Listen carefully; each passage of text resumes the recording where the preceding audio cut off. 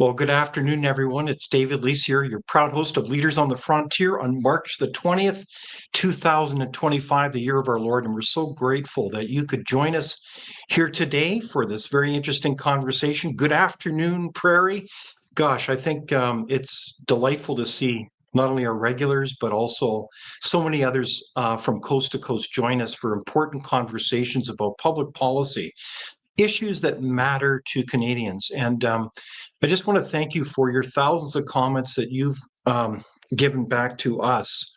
And I want to tell you why those comments are so important. Not only do they share with us insights that you bring to the table, as we need to be learning from everyone, but also for me, they are signs of hope because they show that you care. I mean, what else can you say when somebody takes the time to comment, to speak up in this country? Surely that is the foundational source of hope that springs eternal in this country, that people like yourselves care enough to get involved. And thank you very much, Nancy, for joining us from Chilliwack, BC. And it's really cool the way we've got people from all over the country join us, and even in the United States and beyond. So that's really interesting. Today, we know there's an awful lot happening in the news, but I thought it would be remiss if we didn't reflect on something that I think is still incredibly relevant for today. And that has to do with some 5 years ago. It's hard to remember when we think of what happened some 5 years ago in the emergence of COVID-19. That issue in many ways changed not just the country of Canada, but the world in many respects. So I want to come back to this and think about, what does this mean in terms of not only lessons learned, but lessons that are applicable for today? I think Mark Twain said that history does not repeat itself per se, but it does speak in rhymes.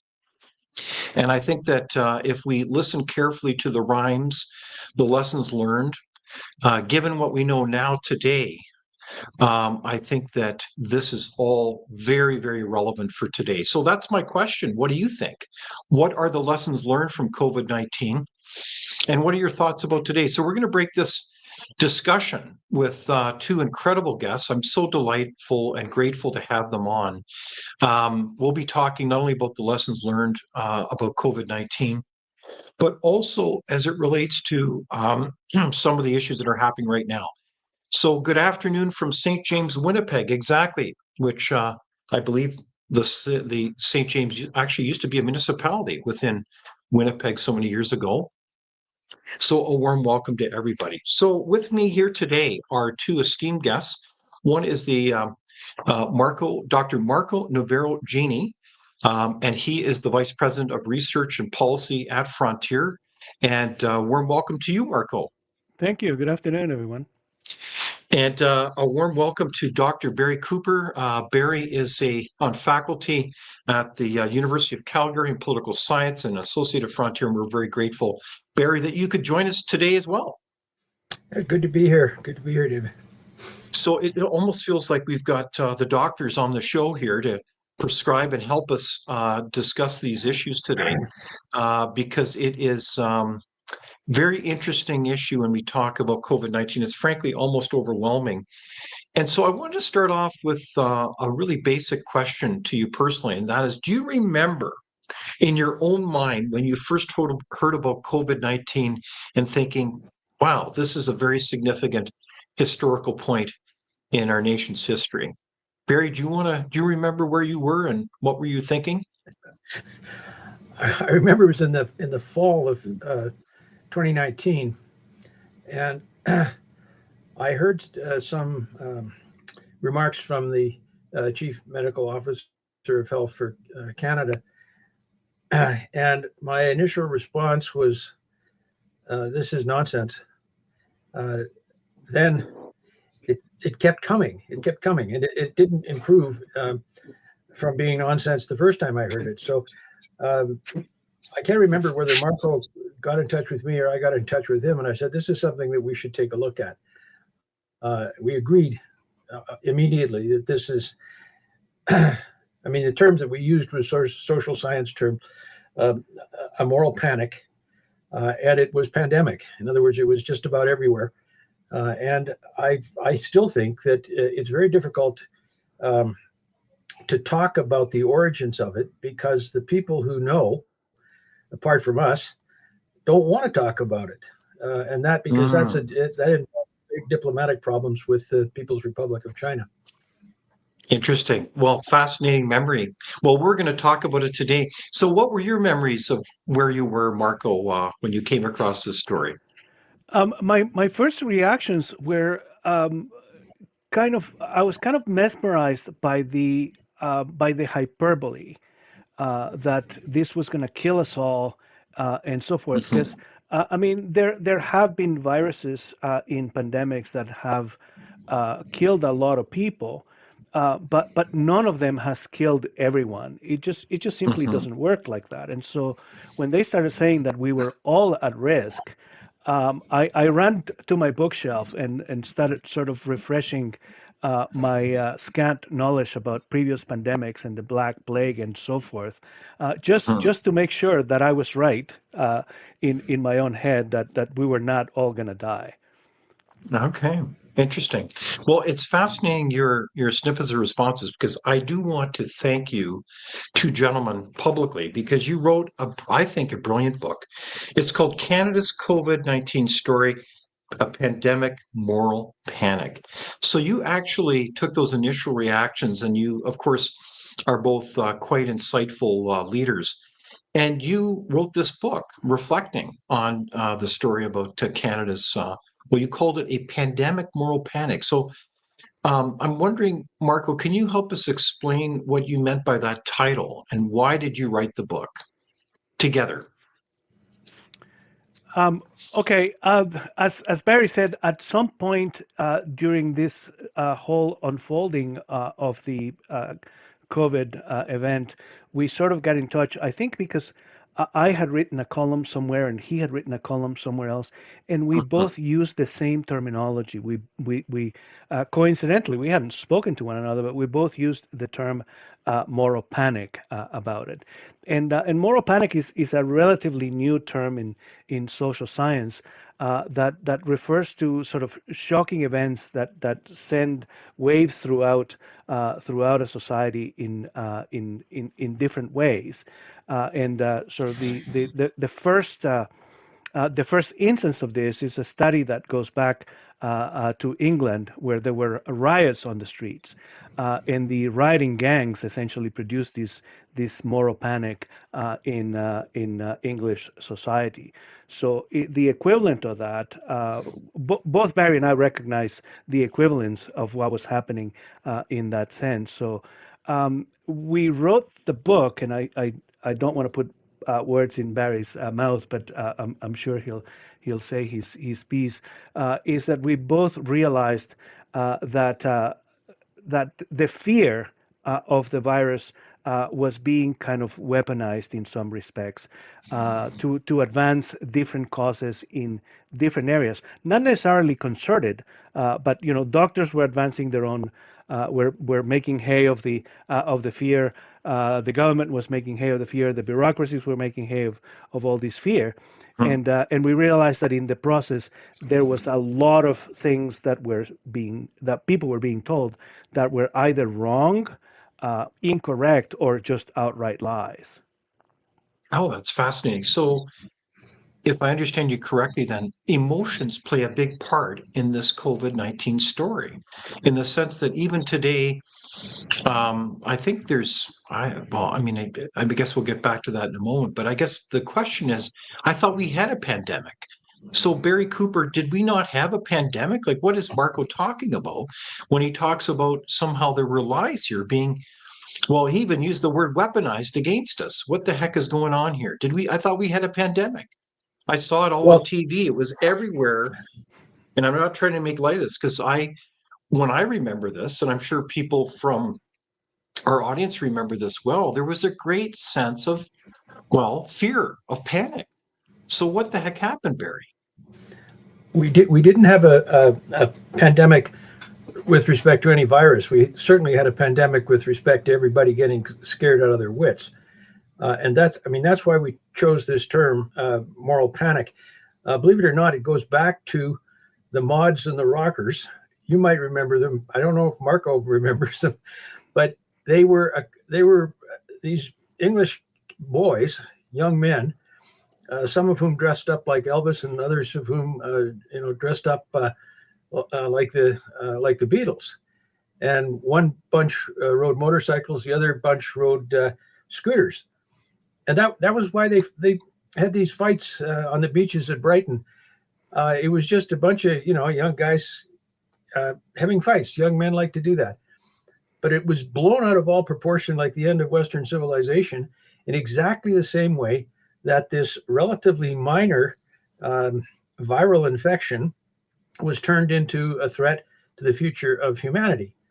And the beneficiaries of this, which is what we looked at mostly, as Marco said, were the medical professionals, the bureaucrats, sometimes the politicians, people who suddenly were given a deference because they're supposed to know what they're talking about. And the fact that they absolutely didn't, was what's attracted us to looking at this as a social and political anomaly. At least we hope it's an anomaly. I'm not sure that it is. Politicians are not really known for telling the truth all the time.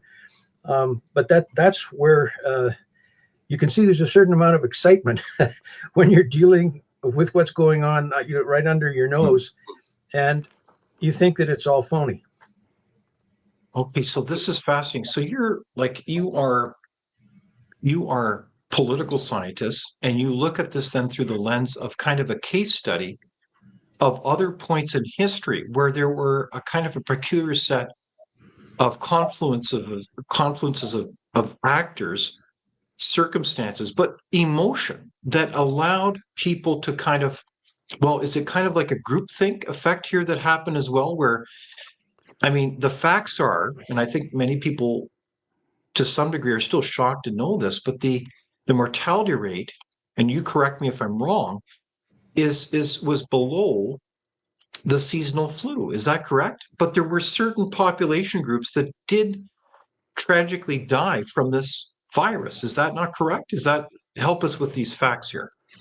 Yeah, that's exactly right. The numbers in many ways were fiddled with, and in some cases exaggerated, but and in some cases unknown. So we were kind of sort of feeling our way through and making things up as we went. But there was sort of a clear experimental case in a sense that happened on a cruise, and the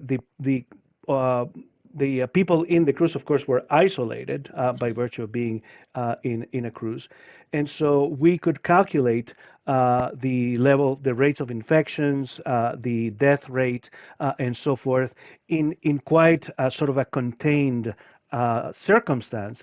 And that should have been the main sort of information with which to craft what I would say a responsible narrative. Instead, we were looking at places where there were lots and lots of people who were vulnerable, like, for example, long-term care centers where there was lots of people who had plenty of side illnesses, excuse me, and chronic illnesses and all sorts of things, who were among the most susceptible to die, for example. So in other words, we picked and choose a great deal of the data to craft a narrative of fear and panic. It wasn't always like that, by the way, right? The first few months of it, when it first appeared, if you look at the reports in the media and whatnot, they were kind of advising people not to panic. The prime minister, who was traveling at the time in Africa, pretty much said the same thing. If you look at CBC reports and so forth, they were trying to get people not to panic and to be careful about it. But all of a sudden, it turned. Okay, so this is very interesting. I'm having a fascinating discussion about the lessons learned from COVID-19. I'm talking with Dr. Marco Navarro-Genie and Dr. Barry Cooper, and they are the co-authors of Canada's COVID-19 Story, A Pandemic Moral Panic. And I do recommend the book to people. And I really appreciate people joining us from different parts of the country here. And it's interesting, Prairie says, I will never again trust the science. Quotation around trust the science. So what does that mean in your book, Barry, as you see that comment from the audience? Does it mean that we've been kind of misled? I mean, that we were reassured by many people, let's trust the science, and by golly, in 14 days, we can contain this. And, if we just do that social distancing and stay to our circles as we're painted on the grocery store floors, we'll get through this in 14 days. So what does trust the science mean to you, Barry? Well, it means two things. If you are a quote unquote scientist, which of course doesn't include political scientists at all, it includes medical scientists, you'd like the rest of the world to trust you. So the way we look at it, it's simply a public relations or propaganda or justifying reason for everybody else to believe whatever comes out of somebody's mouth. Because if you look at things like, and Mark and I both taught courses on philosophy of science, the one thing that science is based on is trust. It's based on evidence. It's based on argument. It's not based on trust and never has been. So anybody who says that sort of thing from the beginning is saying, I'm not a scientist. I'm a prophet. I think you make a brilliant point. Yeah. So you really can't be, it's almost comical. You can't really be a science and say, well, it's about trusting the science, when science is also about healthy debate. When ironically, there were so many parties that kept saying, how dare you question our decisions? So I'm curious, as authors of this book, did you get a lot of feedback or flack even for daring to kind of look at this as social scientists, because you are scientists after all, and looking at this as a case study and say, wait a sec, there's a larger picture here. Did you get any flack, Marco? Not really. I mean, I wish there had been, because, we would have sold more books. I wish we had been, a little persecuted and whatnot. It would have sold more books. But the reality is we were largely ignored. And we were largely ignored because the part of the moral panic involved the press. And so I don't imply that they were complicit necessarily by will, but they sort of played along in the moral panic. And so a lot of people who are not just analysts and political scientists like us who are commenting on the policy, but actual scientists and physicists and virologists and epidemiologists, such as Jay Bhattacharya, and we're going to talk about him, I hope, a little later. They were marginalized by virtue of the fact that the media would not put cameras or microphones in front of them. And so instead, they would go to those who were willing to play along with the narrative, who were willing along to play with the hyperbole and the exaggeration and the promotion of panic. And so, again, science, as you pointed out, is about a debate, right?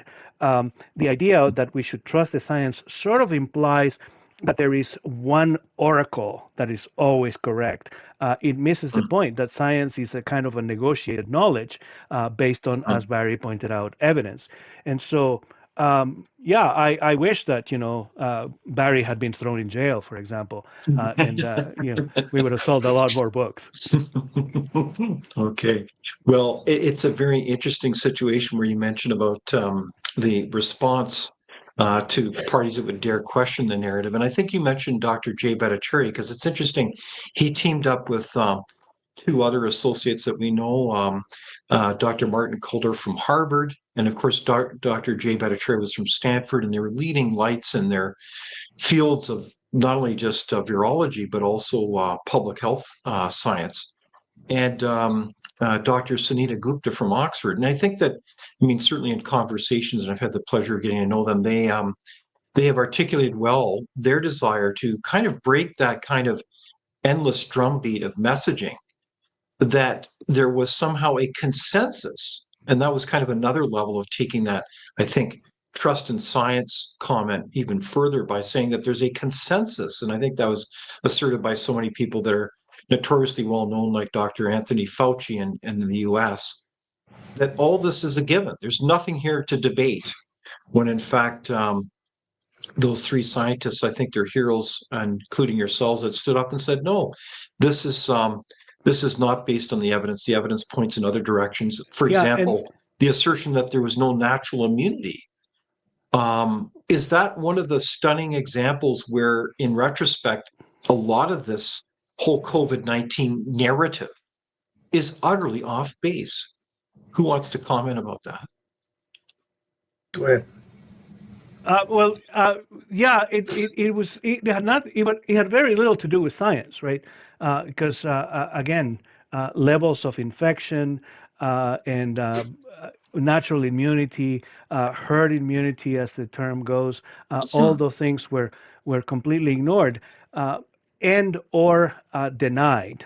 And so the irony is, of course, that people like Barry and I, and the same. I don't mean to place myself in the same boat as Jay Bhattacharya, because I'm not a virologist or an immunologist, but real scientists like them were also slurred with sort of the same label, that they were deniers, implying, of course, the language implies that they are on the same foot as people who deny the Holocaust, and therefore there is an immense moral failure in being in that category.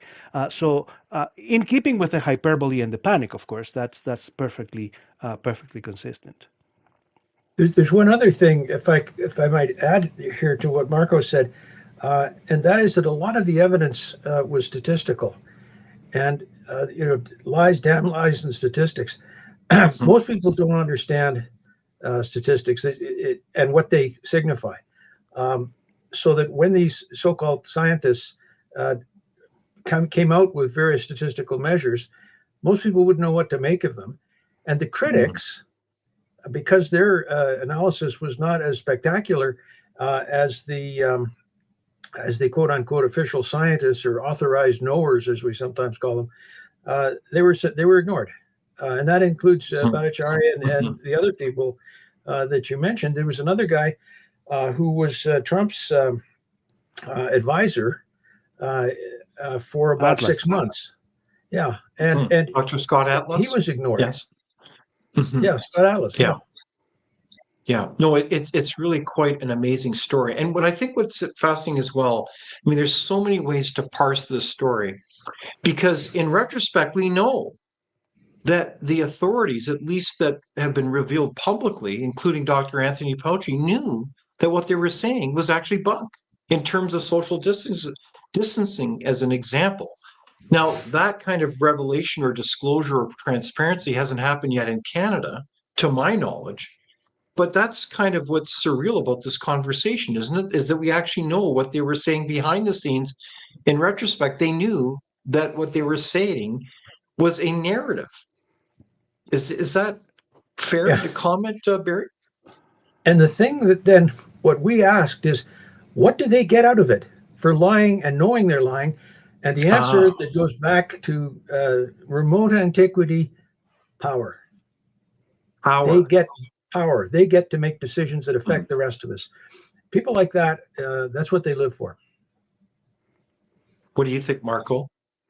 I'm brought back to the first chapter of the first book. The one that you have shown on camera is the second edition of the first book that we wrote pretty much at the end of the summer of 2020. So it's pretty early in the game. And Barry and I thought, okay, well, this is going to be over soon, so let's get this written up and push it out. We didn't dream that it was going to last for two more years. But one of the things that we did in the first chapter of the first book really is look at the origin of the whole thing, and we examined pretty much everything that had been published up to date on the origin of the virus, and all the likely stories, right?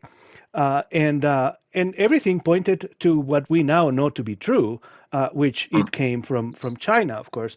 But mhm, at the time, it was absolutely verboten to say that was the case, and so we were conspiracy theorists, mm.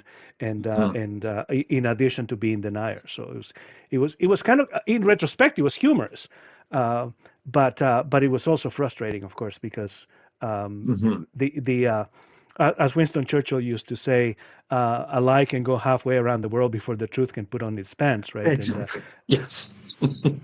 No, it is truly stunning in retrospect that assertion after assertion was proven to be false. And on top of that, the icing on the cake is that we now have the receipts that show that they knew what they were saying was utter bunk.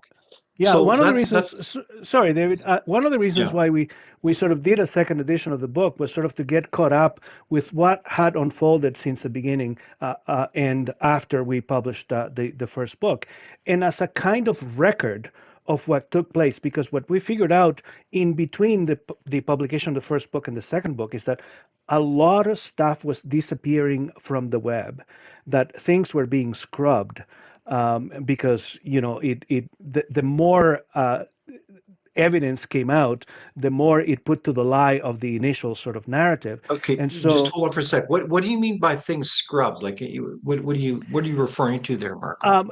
speeches, statistics, all kinds of assertions about what people calling people deniers, or racists or whatever. Oh, okay. All that Hmm. kind of stuff was Hmm. being essentially erased from the internet, so that the people who were still peddling this sort of discourse of panic and fear Ah. would not be undermined, right? Because evidence Hmm. was sort of catching up, and so one of the reasons why we published the second edition is sort of to put in writing and in print a lot of the sources that were being made to disappear electronically from websites and data banks and so forth. Well, that sounds like they don't want to be held accountable for their record. There's a lot of comments coming in. One of them, which is Ned Toon, says, "Amazing how fast the doctors supported the vax with it without with no not having being tested according to their ethics." So I think that's a very good comment. What about that, Barry? Why? How did we all get on this like a freight train, this vaccine freight train, and we're prepared to get it into people's arms and other bodily parts without proper testing? I thought that violates the Hippocratic oath here. What do you say, Barry? I think it violated a lot of things, starting with common sense. If you don't test what you're trying to put into people, you have no idea what you're doing. Secondly, the contemporary, particularly the COVID vaccines, were not like polio vaccinations that were invented Mhm. in the 60s. They're much different in their effects. Again, I'm not a med sci guy, but so I can't really describe it in intelligible words. But the material I've read, they're not the vaccines that I got when I was 6 years old. Put it that way. Hmm.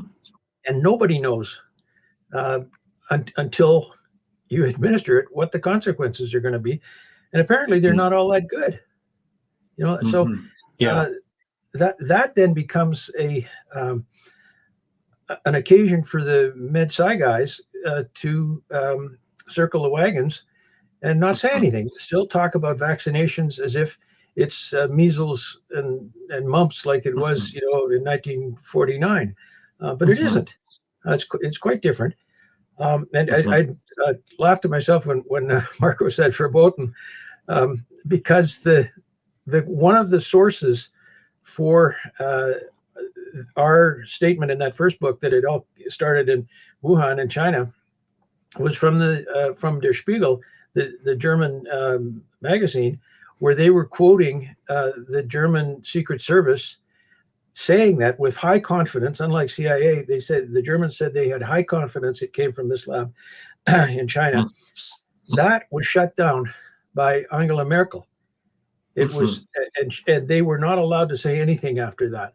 Now, you have to ask yourself, what did she have that made her say our Secret Service, who have high confidence it came from China, are to shut up? I mean, I don't know. I'm not that au courant with German politics, but she must have had a pretty good reason. I don't know what it was. So, Dr. Barry, would you dare to speculate and channel Angela Merkel and suggest to us why would she ask people to back away from that kind of statement? This is the point. I mean, I do monitor Chinese media, and I heard about COVID-19 already in December, the prior year, and we all know that there's only one 4-level lab, I believe, that we're aware of in China, and that's the Wuhan lab, which, by the way, had interesting relationships to our only level 4 lab, which is in Winnipeg. So what the heck happened? Why? I mean, I guess isn't it beg the question that there's a lot of narrative telling here that was being organized. I mean, we know in retrospect there was a lot of censorship going on deliberately by agencies, and that's been admitted. We also have seen the reports tabled now, including the FBI, Department of Energy in the United States, confirming where this virus came from. I mean, the list goes on and on. So why would Merkel weigh in on that? Can you speculate on that, Barry? Well, the only thing I could say is the Europeans generally tend to be a little more deferential to the PRC than the United States does. At least they were then. Yeah. That would be just a normal diplomatic lying that is not news, at least to political scientists. I can't think of any other reason. Okay. Marco, you got any idea? I think so in part it may have been kind of the politically correct ethos that blaming China might be considered first of all racist, and they were also worried to some extent that it would single out Asians for hatred, because we all know that everybody's hateful, and there is this sort of absolute what's the word I'm looking for? Honing in on this idea that everything is hatred, right? And so trying to protect people from it. If I am, I think, considerate to Miss Merkel, I think that would be that would be what. Yeah, no, it's a very interesting question to speculate about, and so in this discussion, it's very interesting. We're getting a lot of comments here. James says, "Oh, we know why." I think people have kind of a sense of humor here in retrospect here, but it's interesting. Kelly A says, "I think what COVID showed us is that people can be controlled when they fear something. They don't think logically," and I think that's part of what your brilliant book gets at. What do you say, Marco? Yes, I mean, at the tail end of the book, there is a very interesting analysis.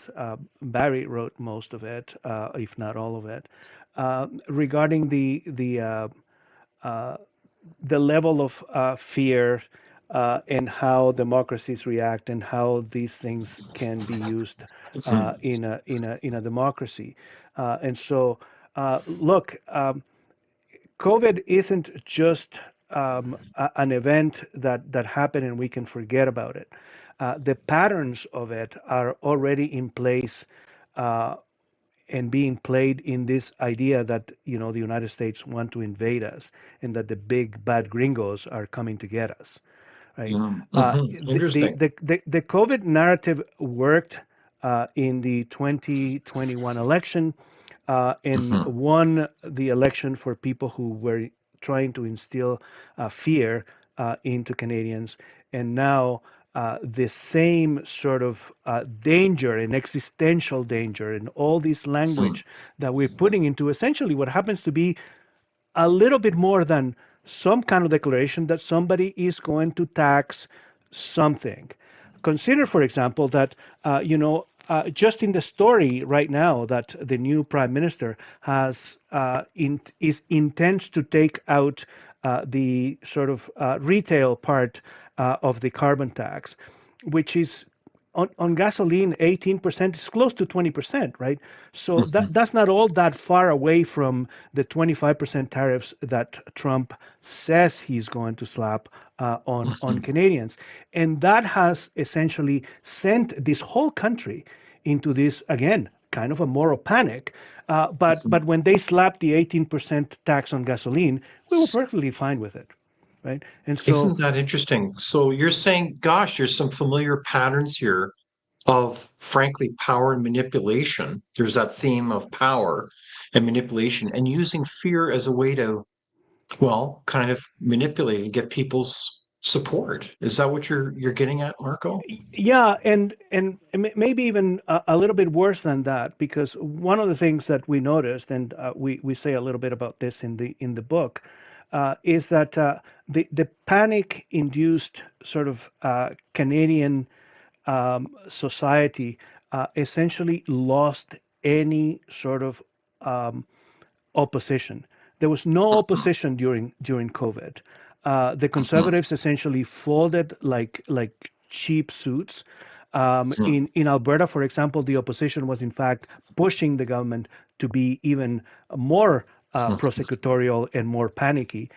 And that's what we're seeing now with this issue with the tariffs and the big bad Americans showing their fangs. Even the conservatives are talking about retaliating, right? And so there is no opposition again, and so the patterns seem to be quite similar. Isn't that interesting? So, Barry, as we look at Marco's kind of bridge over to our current situation, there's the kind of, dare I say, the same kind of playbook using fear information to manipulate people for their political advantage. So, I guess, is that your take on it today as well? Is that like we have to be very mindful of being manipulated? We adopt really bad public policy decisions because we're being manipulated for short-term political gain. Would you agree with that kind of overview? Oh, absolutely. Yeah. I mean, it happens. It has happened in democracies for the past couple of 100 years, where if a politician can say, there's so much to be afraid of, but I will fix it, that means vote for me. It's as simple as that. The thing that with the current, what I don't know, undeclared election campaign going on, there was a book that came out during this that was co-written by Klaus Schwab, who is the chairman of the World Economic Forum. He said COVID is a dress rehearsal for what? For climate panics. And if you see, say, like Mark Carney, who's been saying a great deal about why we should all be scared out of our wits about the end of the universe because of climate change, that's a perfect example of it. It has come up. I mean, if you study it historically, like overpopulation was a big deal, 150 years ago, and the latest iteration, so far as I can see, is climate change. As if the climate, doesn't change all the time, as if there are not some genuine scientific problems in measuring the actual changes in mean global temperatures, as if there were no debates among climatologists. No, the science is settled, which is the conclusion. If you're going to trust the science, you trust it because it's settled, none of which is true. And yet, rhetorically, it has worked time and time again. So we can expect it'll work in the future too. Okay, Yeah, so and that's kind of a humbling point, isn't it? Yeah, the other thing that sort of seems pretty similar is the slogans, right? Team Canada and elbows up and all this nonsense, right? That is meant to sort of rally around the lies or the panic or what have you. That is sort of very similar to the to the previous. And of course, the connection. There is another connection. Is that the new prime minister during his campaign for the leadership connected the two in a sense, because he said that he was prepared to invoke the Emergencies Act to deal with the economic problems. Pardon In me, other can you words, repeat that, Marco? Can you repeat that? Prime Minister Carney, while he was campaigning for the Liberal leadership, somewhere in Ontario, I forget where it was, said that he was prepared to invoke the Emergencies Act to deal with the economic crisis, which essentially is saying the Wow. economic crisis is caused by the Americans, right? Because it absolutely has nothing to do with the negligence of the last 10 years of the economic mismanagement of the country. It cannot deal with that. The existential threat comes from the Americans. It's an economic threat, and so he has announced that he's prepared to invoke the Emergencies Act to deal with it, as if that is not going to panic people. And it also connects it to, of course, because we all know what happened in early 2022 in Ottawa, right? Wow. So this is a kind of a stunning revelation discussion, because what your gentlemen are saying, that based on the statistics, we failed as a country on many fronts around COVID-19. And I mean that the narratives are stunning around us. We basically had assertions against natural immunity. We had social distancing, which we all knew was bunk. Even the whole issue of mask wearing is tragically been studied by numerous analyses showing that it's actually harmful to you. I mean, it's really something how people have been manipulated. No, we're not saying that there was not a virus, and that it did have an impact tragically on a number of select people that with comorbidities. I mean, that's well documented. But I think this whole notion is that there really hasn't been, at least in this country, a real reckoning when it comes to what the heck happened during COVID-19, and the scrubbing of websites illustrate that. Now, there is an interesting case study that I do want to point out, two of them, and I know that you're familiar with them. The first one is called Sweden. Sweden didn't go down this path, and I think there's a lot of pretty good emerging analysis there to show that they did not lock down. They actually took the approach that we had in our emergency plan when it came to pandemic management, was not to take lockdowns. It did not make any sense, and they thrived. Like their mortality rates are very much lower than almost any other nation, including Canada.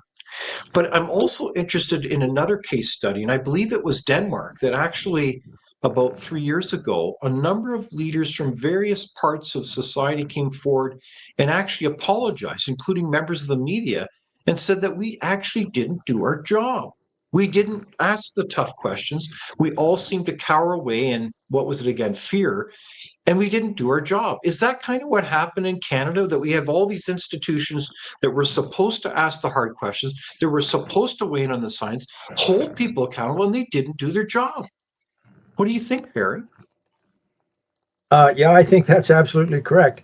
And without getting too conspiratorial, the government of Canada is fully aware of that, which is one of the reasons why the mainstream media are supported by taxpayers' dollars. They know, the government of Canada knows that they have a client relationship with the regular media. So the kinds of things that they don't cover is extremely important. Indeed. Pardon? Indeed. Yes, Indeed, I agree. yes. I years ago I did a book on CBC called Sins of Omission, and it was what CBC didn't cover. And at the time there were things like apartheid in South Africa. They did cover that. What they didn't cover in that case was the incredible amount of violence, African on African violence in South Africa, because that made the narrative too difficult for normal people to understand. Well, it's not. It's the media are part of the problem.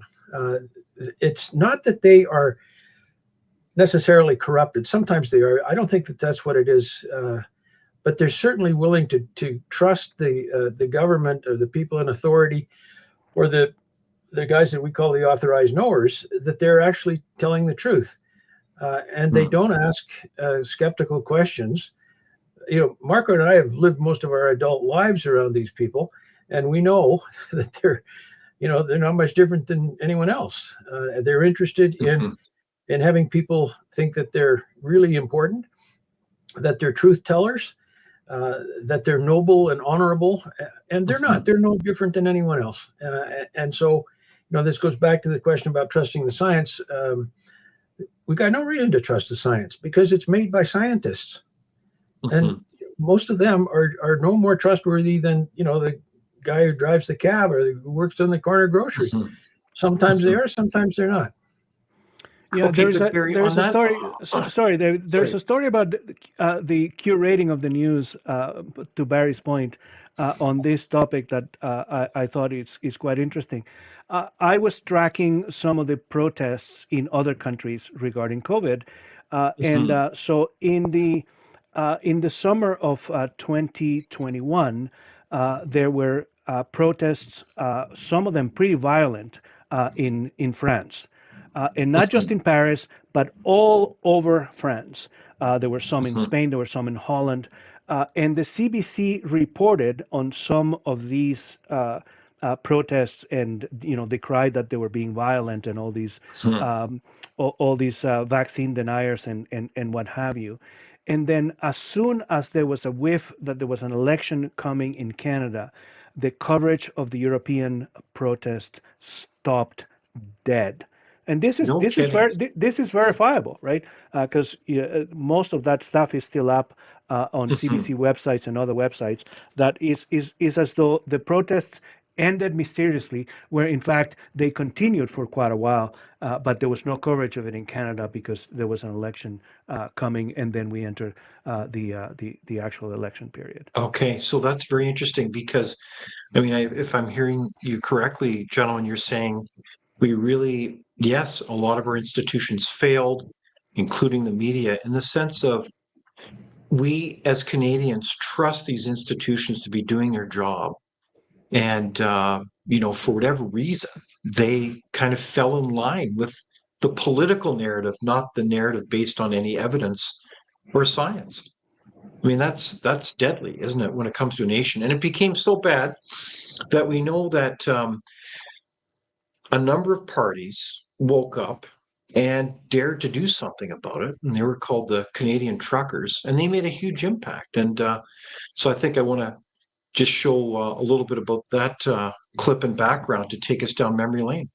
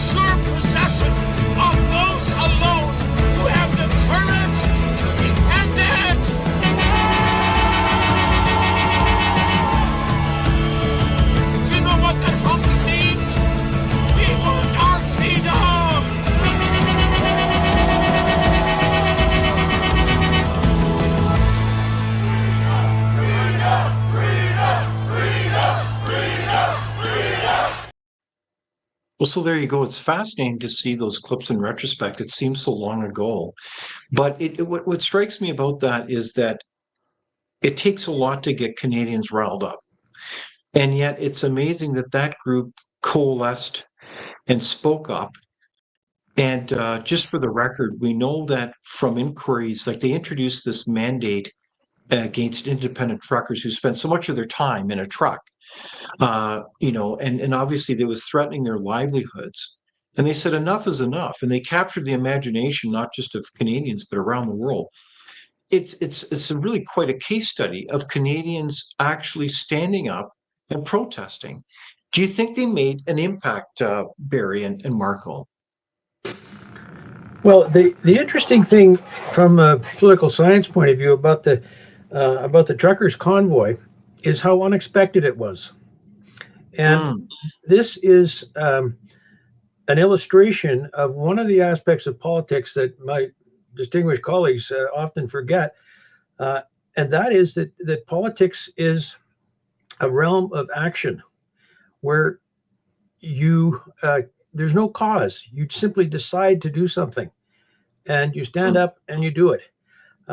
It's in that respect, it's rather like 1956 in Budapest, which was also completely unexpected. There, the Soviets didn't know what to do, so they sent in tanks. Here, the government of Canada didn't know what to do, so they didn't. We don't have any tanks. I'm sure they'd want to send them in. But they passed the Emergency Measures Act to the same people that a year earlier they were saying were so heroic because they drove vegetables from the Central Valley of California to the Byward Market in Ottawa. There's so many levels of irony, to put it mildly, in that whole truckers convoy event that I think it'll be studied by sociologists and political scientists for some time to come. There've been a couple of books on it, but they're sort of quick and dirty books. But it really was a very significant event so far as social science is concerned in this country, as well as the day-to-day politics. What do you say, Michael? I agree, of course. I'm reminded, as I heard Barry sort of describe parts of it, that our current Prime Minister penned an op-ed in the Globe and Mail condemning the protesters, and he referred to them as an occupation force. He called them seditionist, which is a fancy word for treason. So he accused them of being treasonous, and he accused them of wanting to overthrow their government. So let's not forget about that. And let's not forget, when you put that together with his desire to invoke the Emergencies Act again, that should be a cause for concern. I share Barry's view that it is, as of yet, an understudied phenomenon. And I'd like to take a second to point out this little thing that just came out a couple of weeks ago.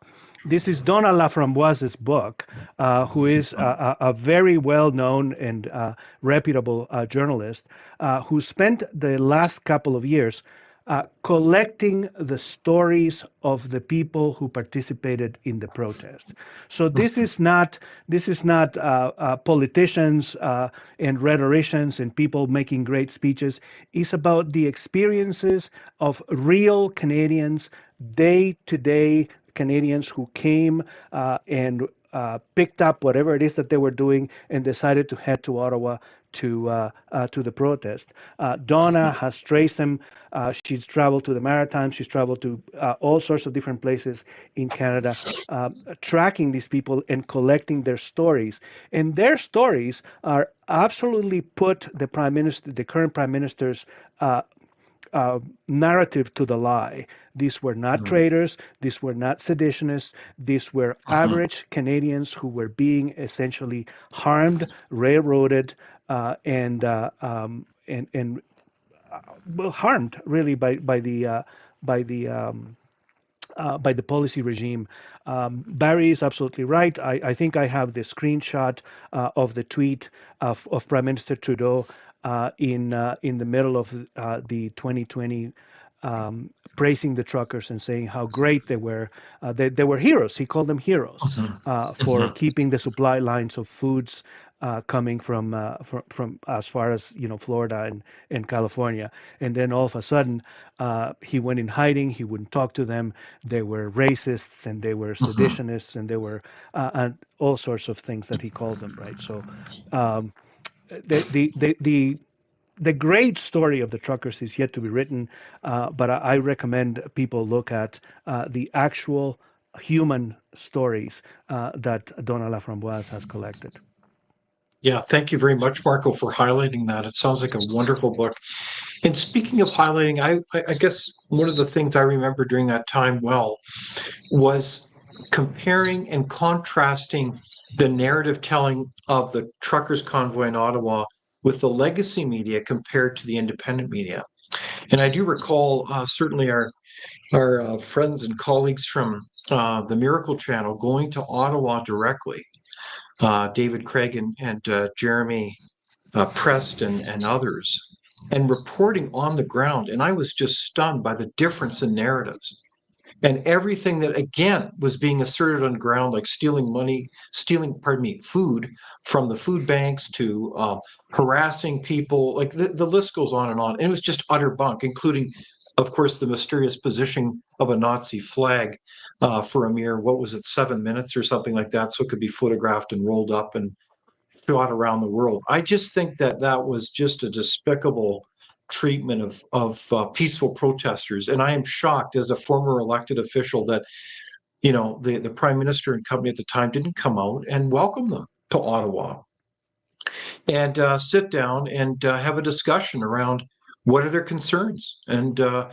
because just I think the year prior, the whole idea of even invoking those kinds of mandates was seen as abhorrent, as totally improbable. So, it's really quite a case study. And I also want to tell you that in one of my discussions with Dr. Martin Kulldorff, of course, one of the authors of the Great Barrington Declaration, I asked him at what point what he thought about the impact of these truckers. And he told me a fascinating story. He said that he thought it was a seminal moment in world's history because as the truckers rolled down the highways with their information about what was going on, they were following the science, not the decision makers. So I thought that was a very powerful reflection.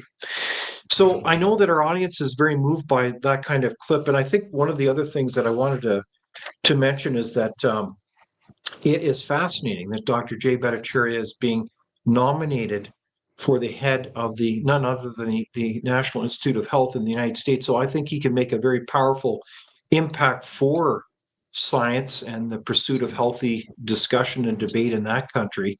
And I think also the revelations, the disclosure of what's really happened in terms of the use of that agency to push a lot of these narratives right across not only the United States, but into Canada that we seem to be still stuck in. So my question to you is, has Canada really come to grips with what happened with COVID-19?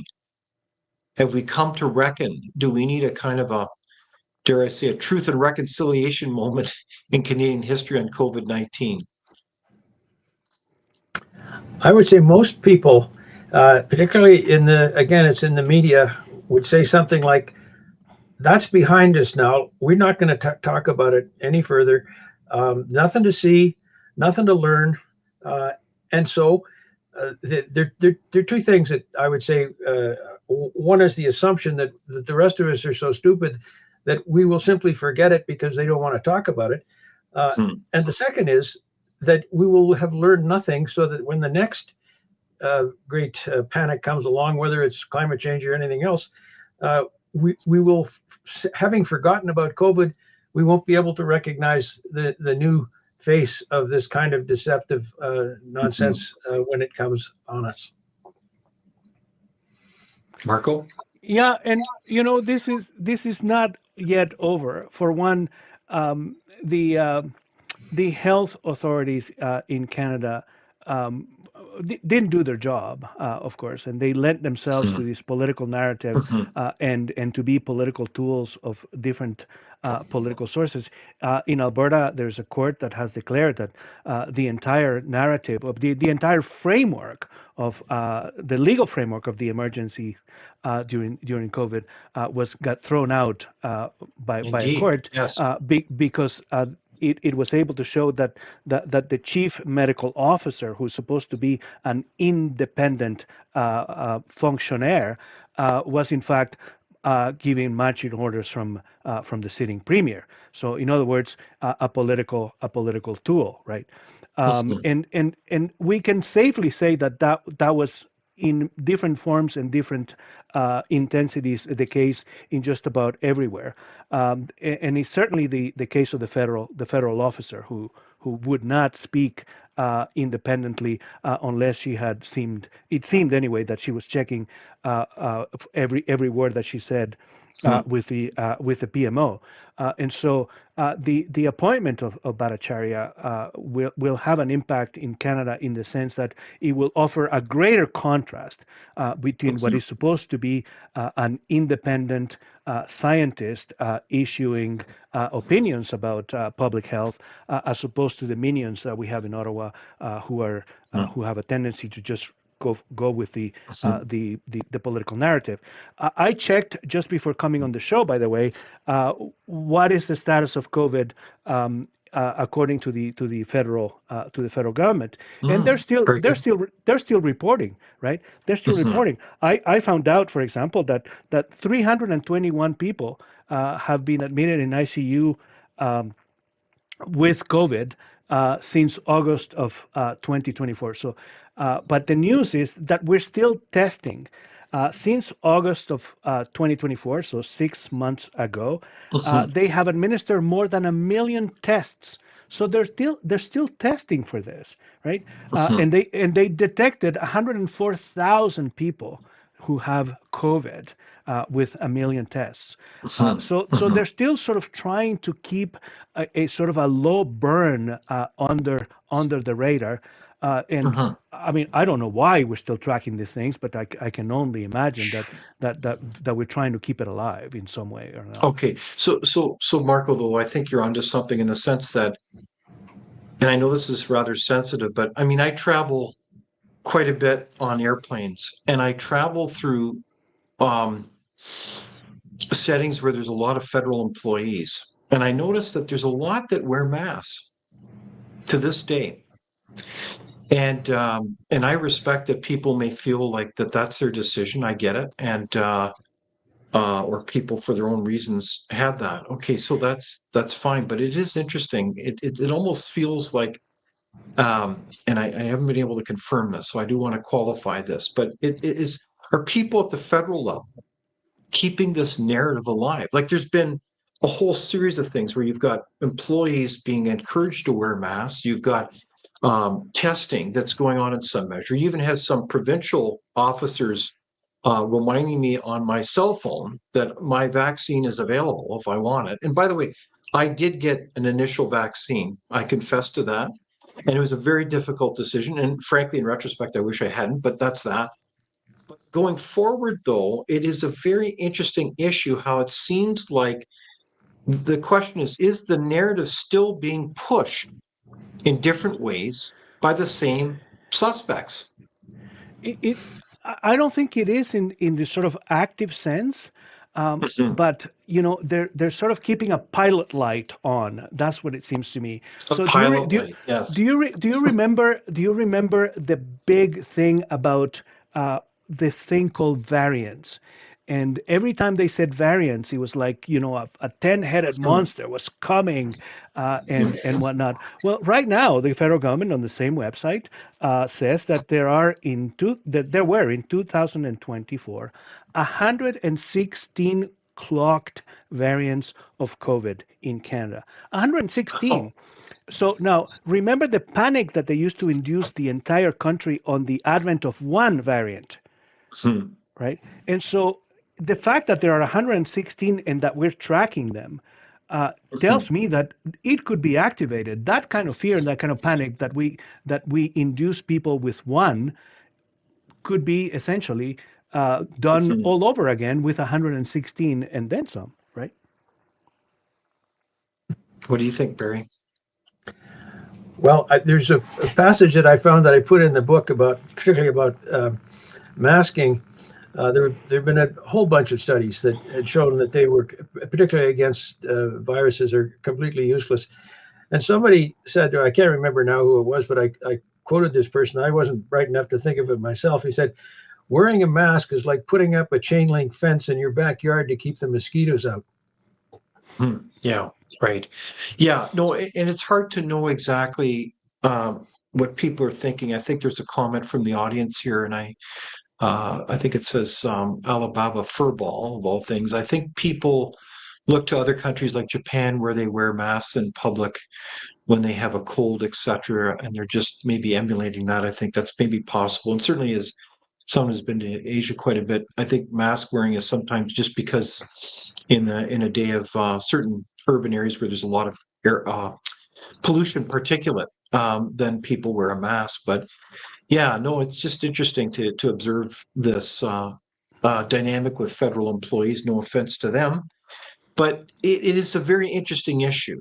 Is the point that's being made here is that let's keep our eyes open, let's think critically, let's don't be manipulated by emotions like fear. And I guess the question then is the state of the nation today is where we have, we're once almost, and you help me understand this, but it seems like the ethos of the nation just a few months ago was more of anger and concern that we need to get Canada back on track when it comes to real issues like affordability and the fact that our standard of living has been falling.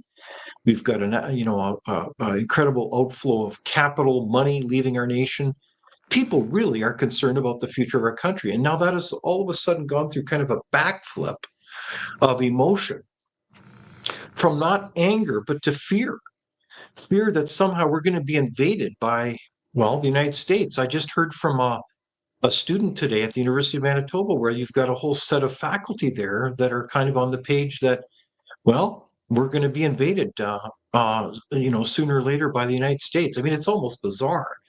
But is that kind of a key kind of flip that's going on? And does that lay the fertile groundwork, Marco, as you alluded to, that, well, gosh, this is kind of a playbook again that could be emerging here? I think we were kind of primed about these things with COVID, but also with the invasion of Ukraine. You will remember that for about 3 months or so, there was this gush of hatred towards Russian and all things Russian. We canceled concerts of Russian pianists. We wouldn't allow them to play Tchaikovsky. We started removing Russian novelists from the shelves of Ivy League universities and universities in the United States and across Canada. So no Dostoevsky, no Gogol, no, and so there was this sort of pointing of hatred towards Russians for quite a bit. And now we seem to be doing that with the Americans. Look, don't get me wrong, I'm a human being. I'm perfectly capable of hating someone. But I am going to decide who I hate. I don't want to be told who I hate. And I certainly don't hate Americans, right? I have lots of friends and family who are in the United States. I happen to admire a great deal of things about what goes on in the United States. And the fact is, they're not going to invade us, right? Who's going to want to take a sort of a country in decline, by the way? And the other thing is, of course, it just boggles the mind. They claim that we are in an economic war with the Americans. But let's examine the record and see who has run the economy of this country into the ground for the last 10 years, right? And so not only that, but if you want to get into an economic war, you have run your economy into the ground, which is the opposite of what you're supposed to do to go to war. And then you want to go to war with the greatest the strongest economy on the planet. It's just nonsense, right? I hope that most Canadians see through this sort of attempt at trying to stampede them once again into getting behind a government that is absolutely out to lunch. Okay, so you would agree with our audience comment from Val, who says this is basically fear mongering for political advantage. Would you say that? Here it Absolutely. is. Val Kirsch says U.S. invasions are fear mongering again. Yeah, it's another sort of moral panic. Okay. What about you, Barry? Any comment? Well, yeah, a couple of things. The Americans have said that the war is on drugs, on fentanyl. We have these buildings out in Langley and Richmond that blow up, and nobody pays any attention to them. They're obviously meth labs of some kind or fentanyl labs. There's a huge amount of money laundering that goes on in the Lower Mainland. So the Americans have a point. We say it's a trade war. They don't. The trade thing is to get us to do something about our enabling so much drugs to go and kill Canadians, but also kill Americans. That's the first thing. The second is, I think, that the appeal of anti-Americanism in this country is centered in the what I used to call a loyalist heartland, but it seems to have expanded downriver to Montreal and Quebec as well. There are perfectly understandable reasons for this, historical reasons for it. The place was settled by the losers of the American Revolution.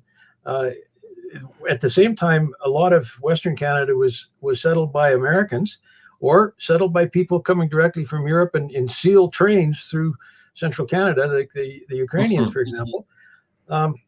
So the historical resonance of anti-Americanism in Canada is different in different parts of the country.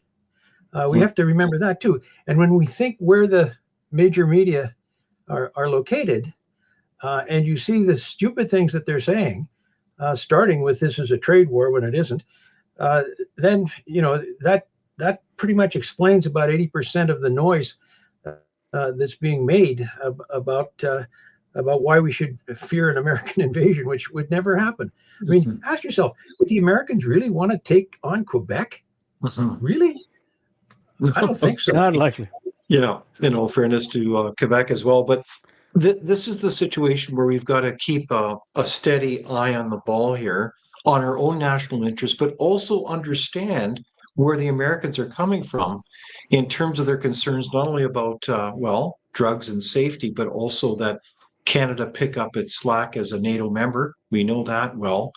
And there's a number of trade irritants as well, but it sounds to me that, the United States is going through a massive restructuring as they confront their significant deficit and debt. And I think they're challenging all their allies, including Canada, to get our act together. So in there, we're facing a major challenge, and we need to get our policy house in order. Like, why don't we have free trade in Canada? We know that we need to get rid of regulation. And frankly, we should be jurisdictions that actually welcome business and prosperity rather than repelling it away at every turn. So in that context, I did want to share with you a clip from a recent press conference with our new prime minister or prime minister-elect or whatever the proper designation is. Your predecessor shared his assessment with the Canadian people and the world that President Trump's goals and motives in Canada were to economically crush the country in order to annex it. I know you've only been in power for a few days, but I'm sure you've had briefings and meetings. And I wonder, ahead of this phone call with President Trump, do you share Prime Minister Trudeau's assessment, or have you made your own personal assessment about what President Trump really wants from Canada? Well, I think first and foremost, I think what President Trump wants, he wants several things. One is he wants to end the fentanyl crisis in the United States. I respect that. He wants good, high-paying jobs in America. He wants more investment in America. He wants repatriation of many American industries and firms to the United States. So, and I fully respect that. I think he will respect that as Prime Minister of Canada, I want to end the fentanyl crisis in Canada. I want to grow good, high-paying jobs in Canada. And of course, I want to protect with my colleagues and reaffirm and reinforce our sovereignty of all of Canada. So that's the starting point for the discussion. What's your reaction to how the new Prime Minister is framing up these issues, Marco?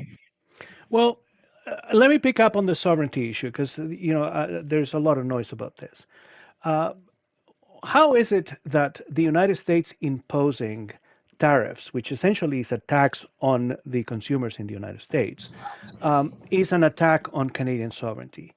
And one has to ask the question.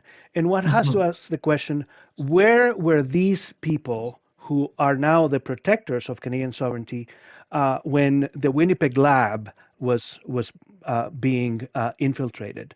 Where were these people when we had Chinese police stations on Canadian soil? Where were these people when we had all kinds of infiltrators in Parliament? Right? And so if that isn't a threat to our Canadian sovereignty, I don't know what is. And so the so-called protectors of Canadian sovereignty turned their eye and walked away and looked away when it was actually happening, real damage to the sovereignty of this country. And now they're pretending that because the Americans have put on an extra tax on some of our products, that is an attack on our sovereignty. That's absolutely bunk. Interesting. What do you say, Barry? I agree exactly with what Marco said, but would add that what else should we expect? The people who have caused so much of the problems that we have today have never admitted to there being problems, so they're not going to admit responsibility for having being anyway responsible for the mess that we're in now. I mean, it's not just the past 10 years of Liberal government, but just something like NATO. People have known this for years. We have been minimalist in our contributions. I mean, Afghanistan was a bit of a blip, but we couldn't do that more than once. We simply don't have the equipment. We don't have the personnel to do it. And so if there's anything, I think something that you said a little bit earlier, nobody in Canada has said to the President of the United States, thank you for showing us in your unique way what we have to do, because we have to do it. We've known it for a long time what we have to do, but it simply hasn't happened. Yeah, no, exactly. We have had some really tragic, to put it lightly, policy decisions in our country that have put us in a bind, a weak position. And now it's a matter of convenience to stand up and say, wow, it's all somebody else's fault when we have seen the enemy, and it's ourselves. It's our own stupid policy decisions. And I know that's not a typical adjective to describe policy, but I don't know how else to describe it. Like, how would you not have free trade in our own country? I mean, that represents, depending on your calculation, 4 or 5% of GDP. That's thousands of dollars for every Canadian. Let's get on with it. What's the hesitation? I mean, if this is a crisis, let's get Parliament back to work. But of course, this is all being, again, used for short-term political game. And I guess my concern is to what extent this is a game that will really harm every Canadian's life. Because I think we're at a point here where, is Canada going to continue to rapidly decline, or are we going to rebuild and renew? And that's what bothers me. I think I see public policy being done in the name of serving Canadians when it's just the opposite. It's just serving the few. Am I being too cynical, Marco? There are perfectly good remedies to all this. Right? We have a faltering economy, so we know what to do.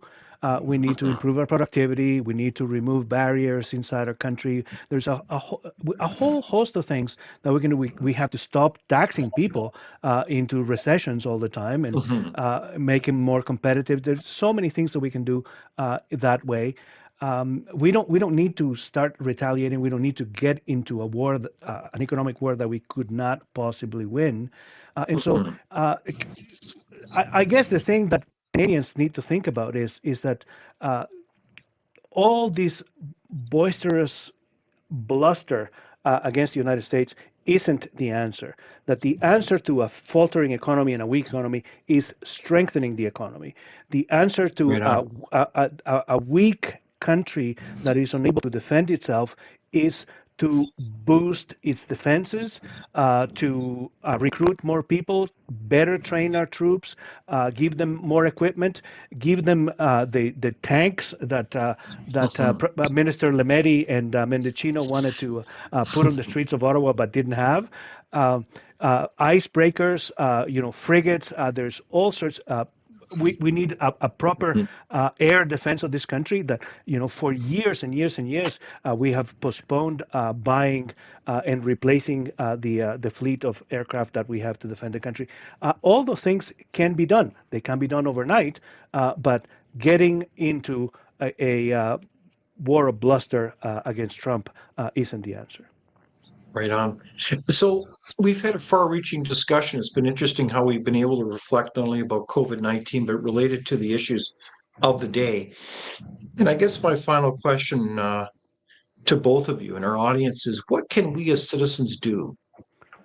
Do citizens matter in this day and age? I mean, it remains to be seen whether there's going to be an election called this Sunday. But surely citizens have a role here. What's your thoughts on that? Any advice? Barry? Well, okay, I would say probably the first thing that that everybody can do, because we certainly can't trust the mainstream media, is to make sure you have access to the alternate media, because a lot of what you find there, you won't find anyplace else. These are mostly by younger journalists. Sort of 30 it's a pretty mature age for a lot of the people that you see on the alternate media. But what they say is very well informed. It's as good as you'll find. I won't mention CBC, but it's in a completely different class than what you find on CBC or the Globe and Mail. I mean, they've gone downhill so enormously. The National Post is still okay, more or less, but the local newspapers are not. That's would be the thing to do. Find your, as my wife would say, do your research, which mainly means going to alternate sources of information. I think you're right. So the information you get is very important here. Marco? I would add to that, I am in complete agreement with Barry, and I would add to that in a situation in which people are trying to exploit fear, the antidote to fear is courage. So we need to develop courage. In sort of, the the common language that my children use, man up. Right? We don't need to be induced into fear and panic by self-interested government who are trying to peddle this kind of stuff. We need to be courageous. Well said. A good sprinkling of good information, courage, and the intestinal fortitude to act and speak up is so important today. And there lies a lot of hope. And I think that's frankly part of the story about how we got out of that COVID-19 mess. But we're not through it yet. And the same themes are relevant for today. And I think that's been a powerful discussion today. And I want to thank you, Dr. Barry Cooper and Dr. Marco Navarro-Genie, for joining us for this far-reaching conversation, and to our audience for your myriad of questions and comments. It's been just a terrific testimony of your participation, how much you again care about our country. So on that note, thanks again, everyone, and please sure to join us next week on Thursday as we continue these discussions. And please share this conversation with your friends, your family, and spread the word. And be sure to join us next week. Thanks, David. Thank you for watching Leaders on the Frontier. We're a nonpartisan think tank. We explore ideas, policy, and practical solutions that can make a difference in the lives of Canadians. We do not accept any government funding. We work for you.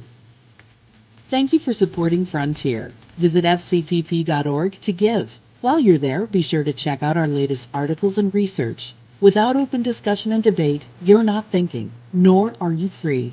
Comment below. We'd love for you to join the conversation.